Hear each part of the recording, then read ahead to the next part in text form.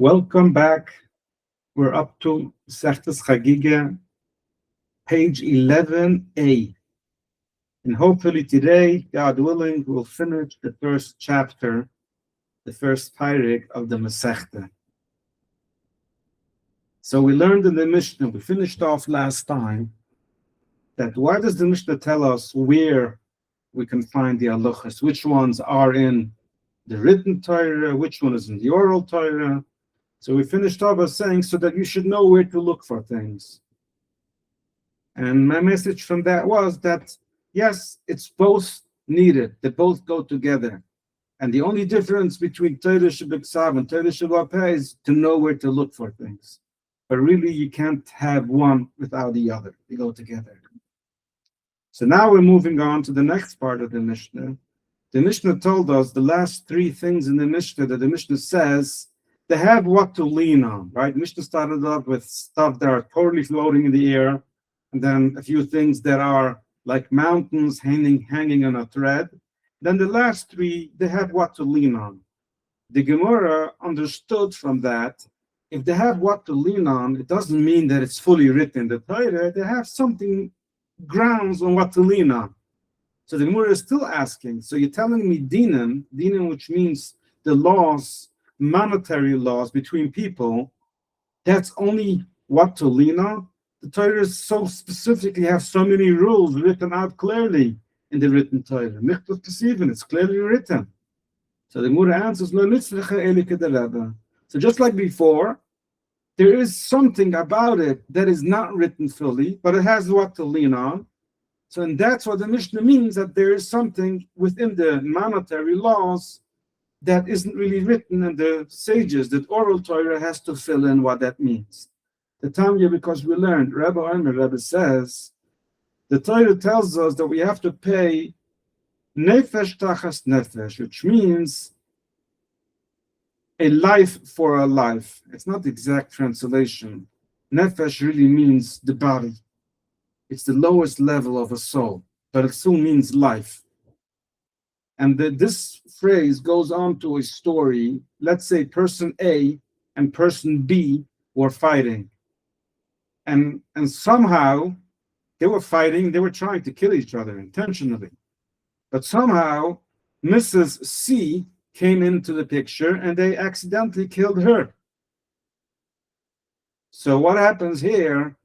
Normally when someone kills someone, they have to be killed.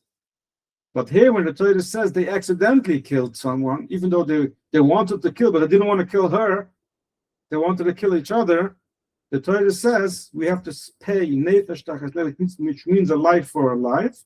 The sages say that means muman. You have to pay money. You don't kill. It was not intention, so you don't kill the person who killed her. You have to pay money. So the Gemara says, so how do you know that? You're telling me it's money. Maybe it's really you have to kill that person because he killed. So the Gemara says, because we have a comparison of a word, it says nesina. Namer nesina lamata. It says the word nesina in one place, in the bottom. The namer nesina lamala, and the word nesina says above. And nesina is the translation means giving. So malaharon, just like when this word means giving on top, means lahalan muman, it means giving money. Afkan muman, here it also means to give money. Now where is this lamata and where is this lamala? Let me see if I can find it in my Gemara here. It doesn't say where nesina is, but let me see if I can find it on the side.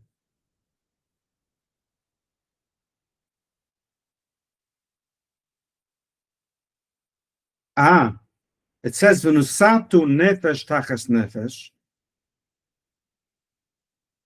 If I can bring up the pusik even here, it's in this same pusik. It's in Tanakh. There was no Shemas.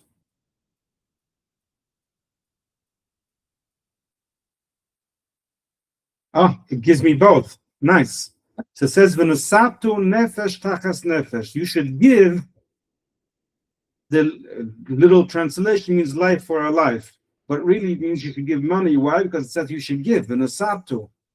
And it also says v'nusan b'flilim. This is another story where someone hit a woman that was pregnant and she lost the child. Then you have to pay for that. The nusan, you should give b'flilim. There's a monetary amount that you need to pay for the woman to compensate for her loss. And over there, it certainly doesn't mean life. It means money. So therefore, the Gemara says, v'nusan, something you give. Life is not something you can give. Money is something you can give. So therefore, the Gemara says this is the proof, and it's not really written in the Torah. It's only has on what to lean on to the Torah, and therefore the sages explain giving nefesh tachas nefesh, which means life for life, means that you have to pay money for it. Okay, the Gemara is happy with that, and we're moving on with the next. You have any questions, or we can move on? Okay, so the next thing that the Mishnah mentioned as to what to lean on, and it's not fully written, is avodas. Avodas means the offerings, all the offerings that we bring in the Beis Hamikdash. So the Gemara asks the same thing, Mikvah Kesivim. It's really, really written in the Torah in very much detailed, all the different offerings that needs to be brought. So the Gemara wants to say, to bring the blood. So we want to explain this. When an animal is being slaughtered in the temple, the blood needs to be poured or sprayed onto the altar, the mizbeach. So there's multiple steps here. In order for the blood to be sprayed or poured onto the mizbeach, it has to be brought to the mizbeach. And in order for it to be able to be brought to the mizbeach, it has to be collected into a vessel, into a dish, into something to be able to bring it. All of these are separate stages, separate steps.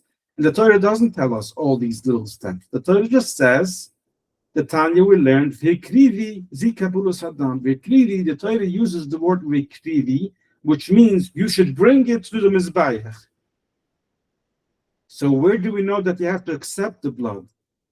And because we cannot bring it without accepting it into a vessel, because if it pours onto the floor, how are you going to bring it? So you have to accept it into a vessel, and that's how you bring it. So the Gemara says, when the Torah tells us ve'krivi, that you have to bring it, it also means that you have to accept it. Kabulus Adam. You have to accept the blood from the animal, meaning you have to stand there with a vessel ready to catch the blood as it's being slaughtered, to catch the blood, to be able to take it to the mizbeach. So the Gemara asks now, the Gemara explains as to why is the Torah using this expression. The Torah tells us this with an expression of bringing it or walking it to the mizbeach. The hikriv hakohen as hakol, the hiktir hamizbechu. The hikriv means the kohen should walk it or should bring it to the altar. The hiktir hamizbechu, and he should burn it onto the mizbeach, on the altar.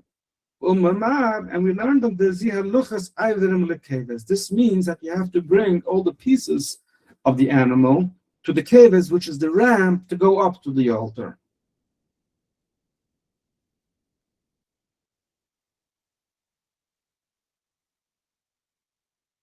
I think I'm missing something here.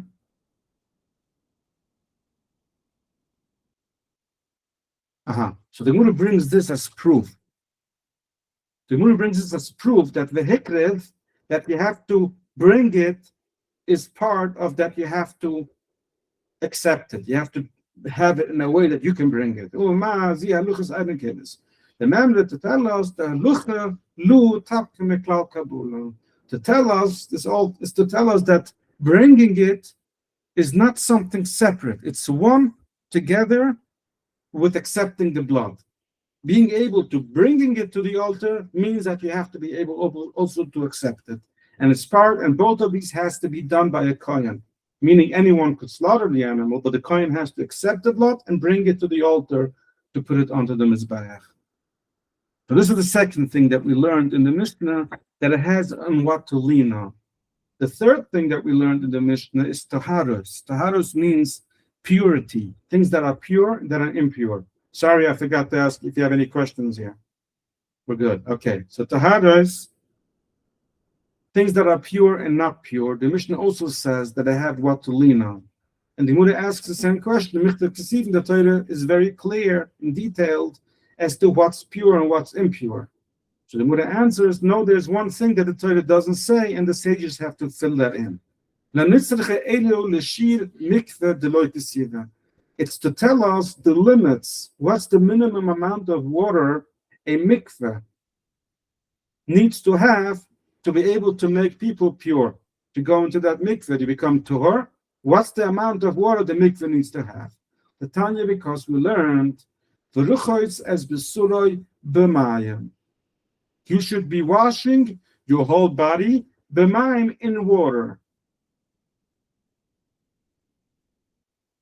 What does that mean? It means b'mayim mikveh, in the water of a mikveh. But it says as b'suroi, which means his whole body. It's called b'suroi, his whole body. So what does the Gemara say? The Gemara says, Mayim shekol gifay oile b'hem. It means that it needs to be so much water that your whole body would fit in there. Because the Pusik says, V'ruchet says b'suroi b'mam. You should wash your flesh, your whole body, in water. It says b'suroi, which means his whole body. So at minimum has to be enough water that your whole body can fit into it. The Kamahan, how much is this? This is already where the sages would come in and they would give the value as to how much it should be. So it's a amma ala amma baram shalosh amas, which means an amma I would take on that it's like 2 feet. It's 2 feet by 2 feet, and then it's 3 ammas, so it's 6 feet high. So 2 feet by 2 feet high, 6 feet. That's how much water. That's how big a mikvah should be. Again, it's not exactly 2 feet. It's a rough estimate. And there's obviously arguments on that too, as to how to measure that. So how much water fits into such a cube? Abu and su, it's 40 su. Now, I don't know what a su is in nowadays, but I think there's a measurement into liters. How many liters of water has to be for the mikveh to be tur, to be able to purify in that mikveh. Okay, the next thing we learned in the Mishnah, the fourth thing, we really learned it together, but it's separate things here in the Gemara. Taharah, which means to purify. Tum'ah is when it's impure. So it could really be one thing, but there's something about tum'ah, something about impurity that the Torah doesn't tell us either, and the sages have to come in and fill it in. But they have what to lean on in the Torah. So the Gemara again says, Mikvah Kesif, and it's written. So the answers, it's only to tell us that there's a law that the sages explain that when there's a piece of a bug, a sheretz, what would be a sheretz? A sheretz would be a mouse, or a dead mouse, which is a sheretz. But a sheretz could be any type of bug. That when someone touches that, they become impure. And the Torah doesn't say that. The Dinei Mamonos, it's not written in the Torah clearly as to how big that piece has to be of that animal, that sheretz, that you become impure. So the Gemara says the Tanya, because we learned, it says buhem and it says mahem. Here I'm going to bring up the pusuk so that we can see it again. We can see it in both ways. Okay, it's bringing me up both. Nice. And the one right after the other. This is 31, this is 32. So the pusuk starts off and it says, Ayla tamaim lechem. This is what's impure for you. Kallah Sheretz, calling the guy a buhem. Anything that Sheretz means that crawls on the floor, crawls, and will be a mouse, it will be a cat. I don't know. It includes any bigger bugs. It says buhem, you have to touch in them. And then in the next phrase it says, and anything that would fall onto you from them. So buhem means in them, mayhem means from them. So buhem in them, it really means that you need to touch all of it. You can't just touch a piece of it. You have to touch buhem. It means you have to touch all of it.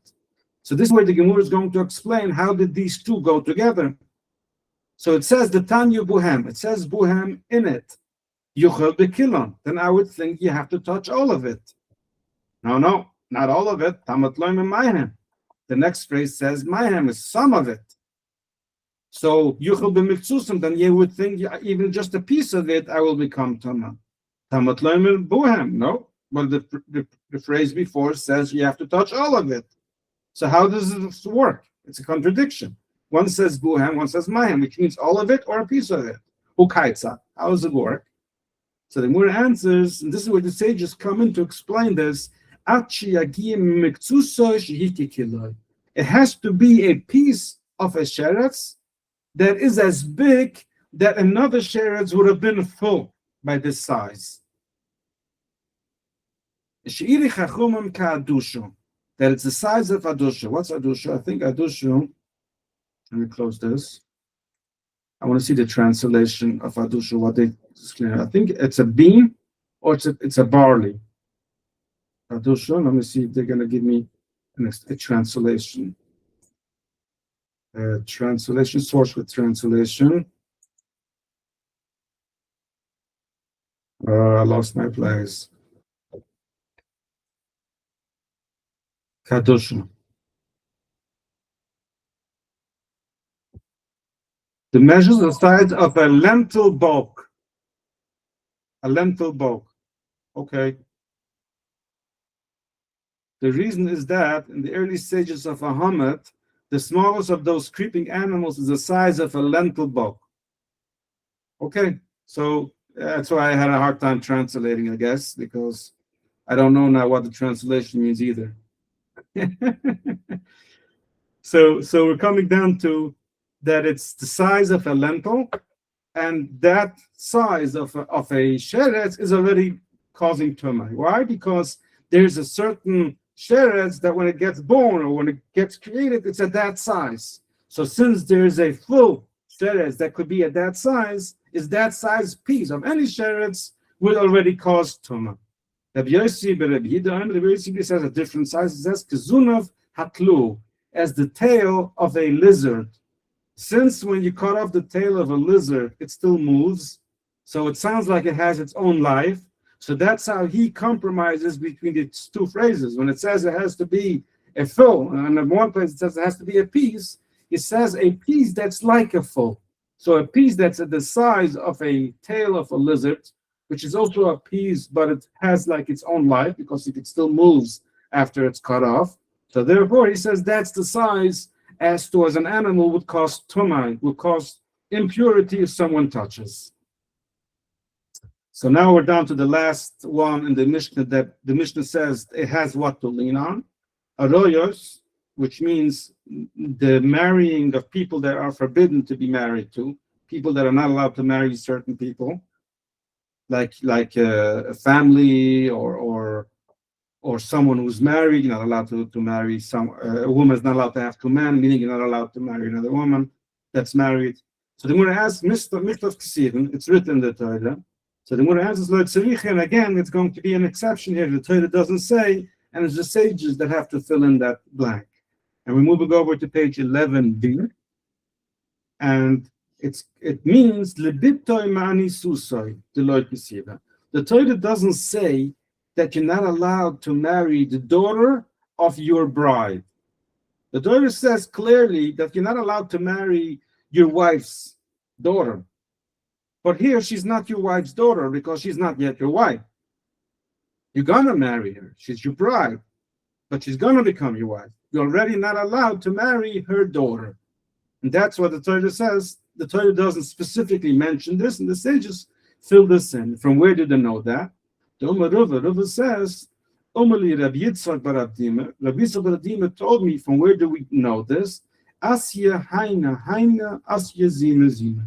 There's two comparisons, two words like we had before, when we have two words in a place where it sticks out, that we can learn certain laws from one place to the other. So here's the same thing. We have hainu, which forbids doing it. Then we have another comparison, zima, where we talk about the punishment. That what's the punishment if someone does transgress?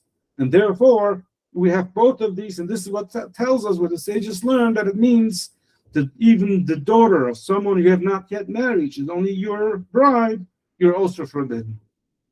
So the last part that we learned in the Mishnah was Han Gifa Torah. The Mishnah says these last few things that we learned are part of the Torah, are the essence of the Torah. The Torah is full of that. So the Gemara doesn't like that. I mean, you're telling me only these, Haina, and these are what means Torah and Hanach Loi, and the others are not part of the Torah? It's not the essence of the Torah? So the Gemara answers, Elo Aima, we need to fix this. It says, Hen vehen gifet Torah. This and this make up the body of the Torah. Gifai means the body of the Torah, which is the essence of the Torah. And this is where I come to the point where I say, what is the Mishnah telling us here again? This is the message I've been conveying again and again, that here the Mishnah is clearly telling us the Torah that's written and the Torah that's oral Torah are both one body of the Torah. This is basically where the Mishnah finishes off. Han vehen gifai Torah, both of these, the parts that the sages have to fill in and the parts that the Torah clearly writes out, both of them are the body of the Torah. It's all one body and we need them both. With this is with this we finish the first chapter. We should celebrate.